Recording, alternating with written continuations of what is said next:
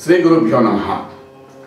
రాహుకేతు గురించి మనం మాట్లాడుకుంటే కేతు అన్నవాడు ఏకాదశ స్థానం అంటే 11th హౌస్ ఉన్నాడు అంటే ఇక్కడ రాహు అన్నాడు పంచమ స్థానంలో ఉన్నట్లు లెక్క.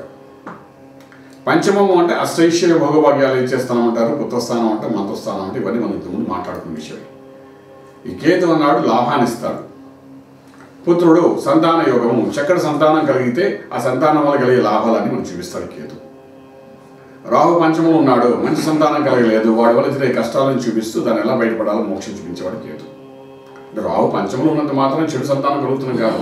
ఆ పంచమ మీద గురు దృష్టి పడితే ఇంకా బ్రహ్మాండమైన సంతానం కలగచ్చు. పంచమ స్థానం గురువు ఇళ్ళైనప్పుడు ఇంకా బాగా మంచి సంతానం కలగచ్చు. అంటే ఈ పంచమలో రాహు ఉన్నప్పుడు చేసే ప్రక్రియ అన్నిటికీ లాభాన్ని చూపించడానికి ప్రయత్నం చేస్తారు. అంటే పంచమం అష్టైశ్వర్య భోగభాగ్యాలు ఇవ్వడం. అంటే భోగభాగ్యాలు ఇస్తూనే కేతు చూపిస్తారు, దీని ధనాన్ని ఈ రకంగా వాడుకోలేనని చెప్తారు. మన ప్రపంచంలో చాలామంది ఉంటుంది 1000 కోట్లు 10,000 కోట్లు 2,000 కోట్లు ఇలాగ ఆస్తి వివరంగా ఉన్నవాళ్ళు, కానీ ఏనాడు ఎడం చేతితో కనీసం చెవు కూడా ఆహారం పెట్టిన వాళ్ళు కొన్ని వేల కోట్ల మంది మనకు కనిపిస్తున్నారు. ఎందుకు బతుకుతున్నాం మనకు అర్థం కాదు వాళ్ళంతా. దానికి కారణం ఏంటంటే పంచంలో అశ్లేష భోగి వాళ్ళు వస్తుంటే కేతు అన్నవాడు లాభస్థానంలో ఉండి లాభం ఇస్తుంటాడు.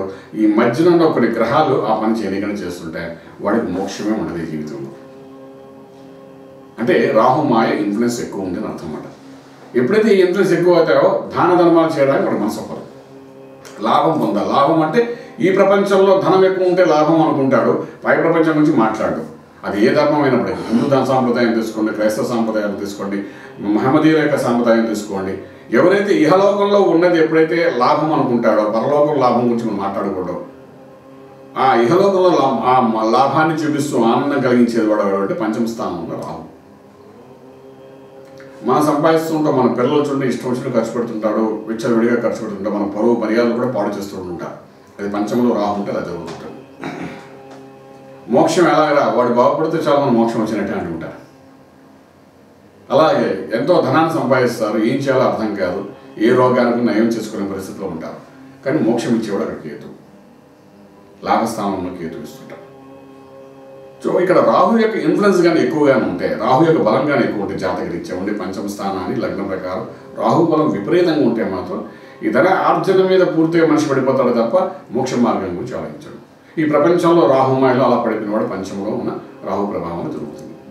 అంటే వాడికి అర్థం కాదు, పంచమ రాహు ఉంటే మాయా మంత్రం తెలియదు. మంత్రం ఎప్పుడైతే తెలియదో ఆటోమేటిక్గా వాడు మనిషి ఆలోచన విధానం ధన అర్జన మీద ఉంటుంది తప్ప భగవతత్వం మీద ఎక్కువ ఆలోచన. మనం చూస్తుంటాం చాలామందిని వితంతవాదం చేస్తుంటాడు, భగవంతుడు లేడని చెప్తాడు, జ్యోతిశాస్త్రం లేదంటే శాస్త్రాలు ఏమి లేవని చెప్తుంటారు, చాలామంది చెప్తుంటారు. వీటన్నిటికీ కారణం కొంచెం రాహు మాయలో పడి ఉండాలి. వీటి నుండి బయటికి ఎలా పడాలి, ఒక మోక్ష మార్గం ఎలా పొందాలి అని తెలుసుకోవాలనుకుంటున్నారా? వేదమాత గాయత్రి జోషిలంగానే డెఫినెట్గా మీ సమస్య పరిష్కార మార్గం కనబడుతుంది, రాజమార్గం రాజ్యం పొందగలుగుతారు. శుభం వ్యాధి.